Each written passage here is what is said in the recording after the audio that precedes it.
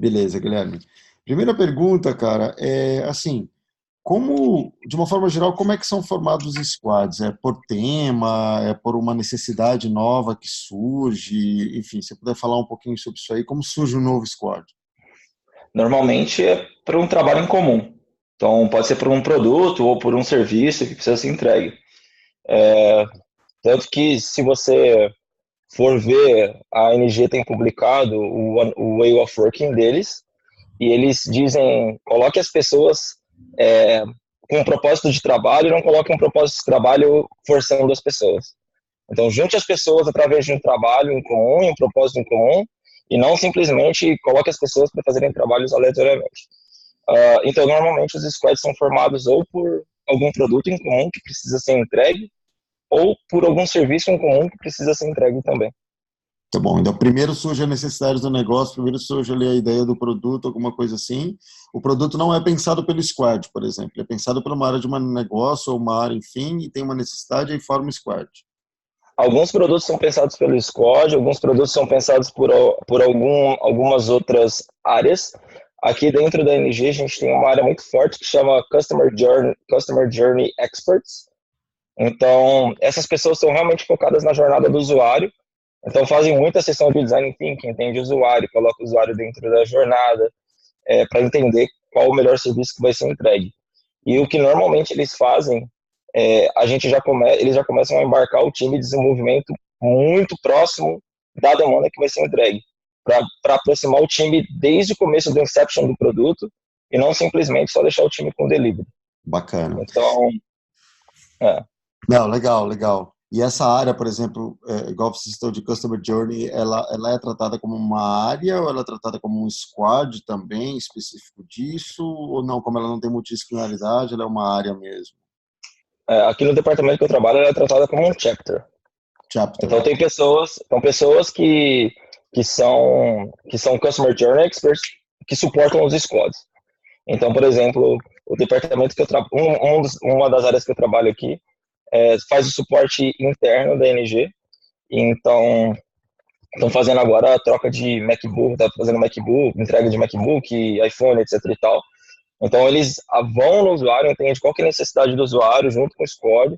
Então, esse Customer Journey Expert, ele fica meio que focado na jornada de usuário da parte de hardware, de entrega de hardware. Então, ele manja muito dessa parte dessa jornada. Mas eles sempre estão trocando ideia dentro do chapter para poder trocar técnicas de facilitação, alguma coisa que escutaram de um cliente que talvez possa ser importante para uma validação de um outro produto. Então, Show de bola. normalmente, eles trabalham mais ou menos como um capítulo. Legal, cara. Muito bom. E, cara, os squads, eles são permanentes ou como que eles morrem, assim? Tá, Cara, essa pergunta, eu não sei. Eu tô aqui 1 ano, eu nunca vi um squad morrer, tá na bom. verdade. Eu vi squads nascerem, ah, mas eu nunca vi um squad morrer. Escutando algumas coisas, quando um produto não tem mais uma necessidade ou alguma coisa, as pessoas são realocadas Para para outros outros squads. times de desenvolvimento e para outros squads, etc. E tal. Tá bom. Mas eu, pessoalmente, como coach, nunca presenciei algum squad se dissolvendo. Uhum. Até porque os produtos são bem contínuos aí, né? Então, não é, É, não é um projeto que vai iniciar, vai terminar. Faz sentido? uhum, faz sentido. Tá, Normalmente é isso sim. bacana. E como é que é o onboard de novas pessoas em squads? Assim, quando você chegou aí, pá, como você foi entrar no squad e como é que foi teu processo? Mas na perspectiva de um coach ou na perspectiva de um desenvolvedor ou de um PO, etc. É diferente o processo de onboard, dependendo de. É porque eu não faço parte do time, né? Tá, tá. Tá, acho que na Eu perspectiva faço o coach do time, mas eu não faço parte do time. Então, aqui eles têm pelo menos na área de cloud que eu trabalho, eles têm um onboarding day, onde a gente fala sobre as tecnologias que a ING usa, qual é o propósito da ING, o que a gente quer fazer. Eles têm uma estratégia que se chama Think Forward. Então, a gente é apresentado a estratégia de Think Forward e o mais importante, que eu acho isso muito legal, para uma perspectiva de um time, uma pessoa que está entrando, é aonde essa pessoa se encaixa na estratégia. Então, eles no primeiro dia já mostram, tipo, você está aqui nesse time que se encaixa nessa parte da estratégia da ING, dentro dessa parte do Think Forward. Então, dentro desse primeiro dia, fala sobre as tecnologias que a ING trabalha, fala sobre o rumo que o banco está tomando, sobre as iniciativas que a gente tem, fala sobre as falhas que o banco já teve, então isso é uma parada legal. Então, tem um processo de onboarding que fala sobre as falhas que o banco já teve e como que a gente tem que sobreviver a essas falhas para continuar. E fala sobre agilidade, fala sobre vários tópicos durante o primeiro dia do funcionário. E depois, o funcionário já entra dentro do squad e aí, normalmente tem uma pessoa que está sempre recebendo ele dentro do time para mostrar como que os sistemas funcionam, onde pedir acesso, onde é o restaurante. Então, meio que essa pessoa vira meio que o buddy que ajuda essa pessoa realmente se integrar dentro do time. Bacana, show. E vocês usam algum tipo de métrica específica para medir o sucesso das squads?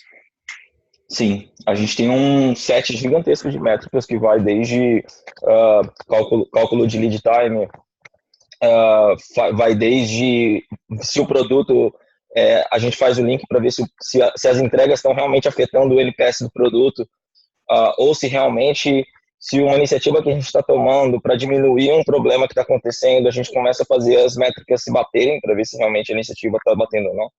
Então, aqui as métricas são tratadas em diferentes níveis. Então, a gente tem as métricas de time, que são normalmente velocity, throughput, lead time, a quantidade de itens em progresso. Então, os times estão sempre pensando nisso. E a gente tem mais ou menos o modo de pensar mais da tribe, né, de cada uma das tribos, que aí você pensa qual é o seu lead time da feature. Então você consegue saber o lead time da user story, mas a gente também começa a medir qual que é o lead time da feature que a gente está entregando. Então são diferentes níveis, mas roda a métrica de tudo. A gente puxa métrica, bastante métrica aqui. Bacana. E essas métricas, de alguma forma, elas servem para avaliar o nível de maturidade do squad? Vocês têm alguma escala de maturidade? Esse squad está no nível 1, esse aqui está no nível 3, alguma coisa assim? Tem. Aqui eles têm uma parada que chama Agile Maturity Model, onde são avaliados vários pontos. São, acho que, 8 perguntas que normalmente são feitas, mas tem mais um set de 20 perguntas que podem ser feitas e são baseados muito mais em valores do que em métricas. Então, não é só, tipo, você faz daily stand-up ou não, mas é realmente a sua daily stand-up acontece sempre no horário, vocês realmente estão dentro dos 15 minutos, não focam em conteúdo, vocês realmente se ajudam, incentiva a colaboração ou é simplesmente um status report? Então, foca muito mais em valores e vai de um nível de 1 a 5, um nível de maturidade. E quem faz essa avaliação, cara? Ele se quebra em 20. O próprio time de desenvolvimento, o próprio time que faz a própria avaliação deles. Tá, quando você está falando time, são os squads. Só para vocabulário. Tá.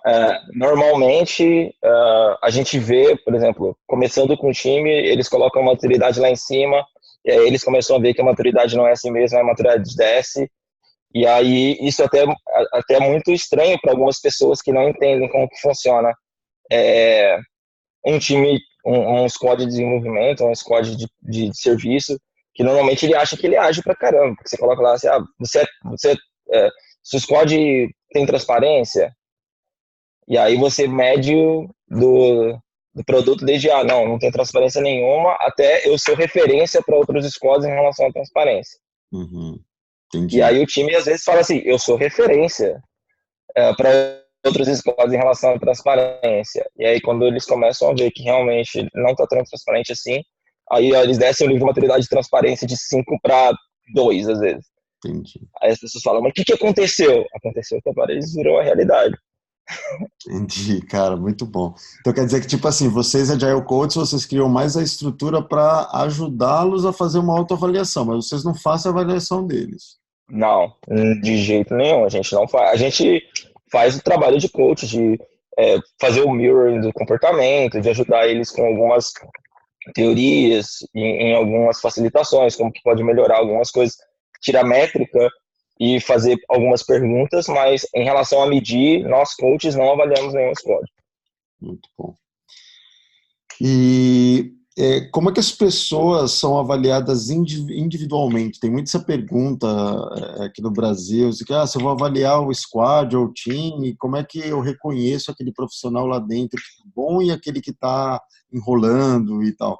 Como é que você avalia esse lado individual das pessoas? Cara, você tem bastante contato com ou o seu chapter lead ou o seu expertise lead, dependendo. E normalmente eu posso falar da minha experiência. Sim. Eu tenho reuniões semanais com a minha expertise lead, onde a gente fala sobre carreira, a gente fala sobre os meus próximos passos, o que eu preciso para poder crescer. E uma das coisas que me impressionou muito na NG é realmente como ela investe no funcionário.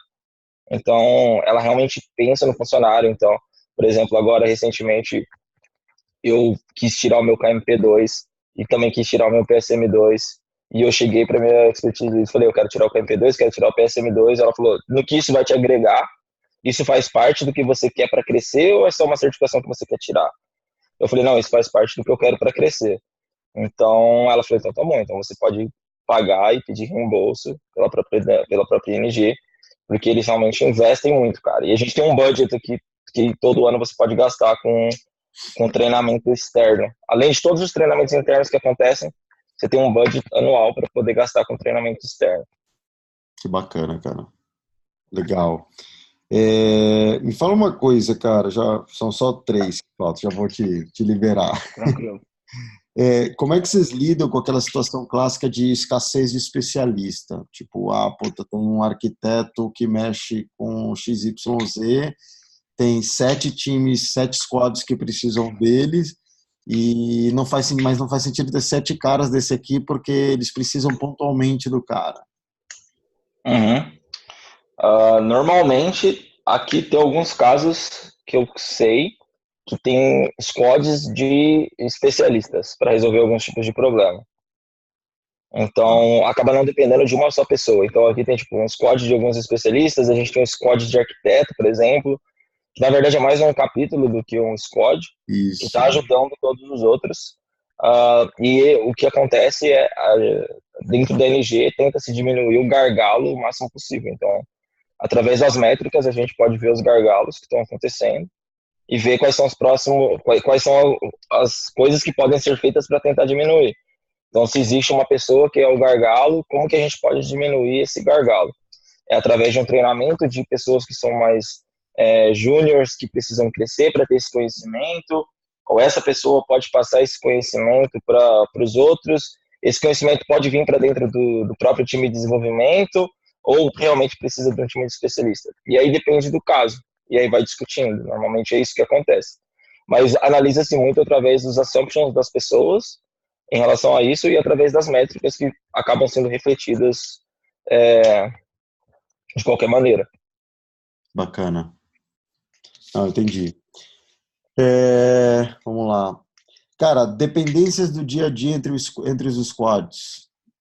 A gente está desenvolvendo aqui um pedaço de algo que bateu no que o outro pessoal está fazendo, tem alguma cerimônia específica, tem algum fluxo, enfim. Aqui a gente trabalha com o que eles chamam de Quarterly Business Review, e eles têm uma questão de a cada 3 meses os times precisam falar quais são as features que eles vão desenvolver, que eles planejam desenvolver.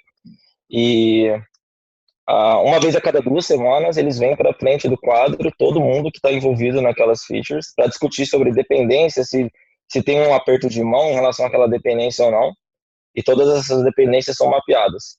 Então acaba sendo feito um planejamento por quartil, mas acaba se quebrando em 2 semanas para poder tentar ser o mais flexível possível e tentar inspecionar e adaptar o tempo todo. Então, normalmente as pessoas que têm essas dependências, elas vêm junto dentro dessa reunião para discutir sobre essas dependências.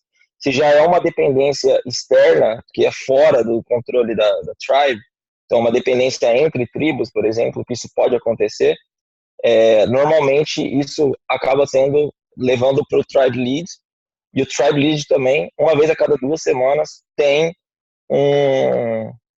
uma reunião com todos os tribe leads de todas as tribes que estão envolvidas em iniciativas para discutir essas dependências cross-tribe.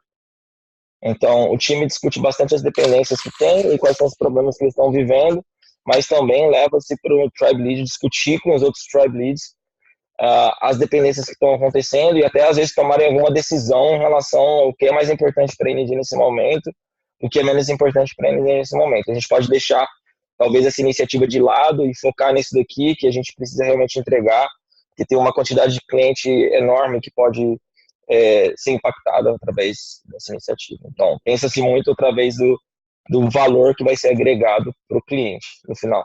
Bacana. E tem muita transparência, né? Pelo que eu senti aí no que você falou, tem muita visibilidade dessas transparências, dessas dependências. Assim. Tudo que vai ser entregue ficam nas paredes. Então, por exemplo, um cara que tá em uma outra tribe, quer saber o que a minha tribe está desenvolvendo, é só vir aqui, tá tudo aqui. Tá tudo na parede. Então, a gente tenta prezar por uma transparência maior possível. Entendi. Cara, última pergunta. Manda. Uma clássica também. Na visão de vocês, assim, pelo que eu entendo, não existe o papel do Scrum Master aí dentro, certo? Só do Agile Coach. Continue. Pode falar, pode continuar o seu ponto. Se sim, por que há essa opção de um Agile Coach e não do Scrum Master, ou dos dois, ou enfim, e qual a principal diferença que você vê internamente sobre o entendimento desses dois papéis? E por que optaram por um? Na verdade, aqui o Scrum Master não é uma função 100% dedicada. É isso que acontece aqui dentro do DNG. Existe Scrum Master? Sim, existem Scrum Masters. Grande parte dos times tem Scrum Master, mas eles acabam ficando mais como 50% do tempo Scrum Master, 50% do tempo como desenvolvedor. Então, ele acaba sendo mais um facilitador das sessões e ajudando o time, e os coaches a gente acaba focando bastante no crescimento desse Scrum Master. A gente acaba focando bastante em como que a gente pode evoluir essa pessoa para ele conseguir ensinar os conceitos de agilidade, para essa pessoa que está ali como Scrum Master conseguir fazer perguntas que vão tirar as pessoas da zona de conforto, trabalhar no coaching dessa pessoa. Então, como somos poucos coaches para a quantidade absurda de squads que existem, o Scrum Master é um papel muito importante. Ele não é dedicado, o que para mim é até um pouco estranho de chamar Scrum Master, acaba sendo muito mais um ambassador, uma pessoa ali dentro que acredita em agilidade e que está ali para ajudar o time a atingir o objetivo da sprint. Então, mais ou menos. Ele é chamado de Scrum Master. Ele é chamado de Scrum Master. Tá. E os Agile Coaches, no caso, vocês são mais puxados pelos times, tipo, de acordo com a necessidade, ou vocês têm uma ação, tipo, empurrada, tipo, diária, ou, enfim, continuamente em volta desses? A gente cria os assignments, depende da necessidade. Tá. Então, cada coach, cada time de coaches, né, que vai atender uma tribe, por exemplo, a gente tem um assignment que é feito com o tribe, com os líderes da tribe, e com os times também, e com os squads. Então a gente entende o que você precisa. O cara fala assim, eu quero reiniciar do zero. Eu quero que você fale de novo sobre conceitos de agilidade, que dê treinamento de Scrum, que dê treinamento de Kanban. Ok, então minha missão como coach vai ser para passar isso. Agora o cara pode virar para mim e falar assim, não, eu quero ajuda sua só para refinamento. Eu tô penando para ajudar o time com refinamento. Então beleza, então a gente vai ajudar a ensinar técnicas de refinamento, botar o time para entender como que um refinamento funciona, quais são os benefícios do refinamento. Então, dependendo da iniciativa, a gente ataca mais um problema específico que eles estão vivendo ou a gente ensina tudo. Mas a gente sempre é recomendado a gente ia observar algumas cerimônias do time, para ver se tem uma disfunção que eles não estão enxergando e você, como outsider, vai enxergar. E uma das coisas que eu gosto muito de fazer, eu tenho alguns times que eu não tenho tanto contato, porque eu já tive muito contato no começo, ajudei eles a caminharem sozinhos, e hoje em dia eu já fico mais de backstage, mas eu ajudo muito, eu começo a olhar muito a métrica. Então eu, como coach, fico de olho na métrica. Eu não fico falando com eles, mas eu fico de olho na métrica.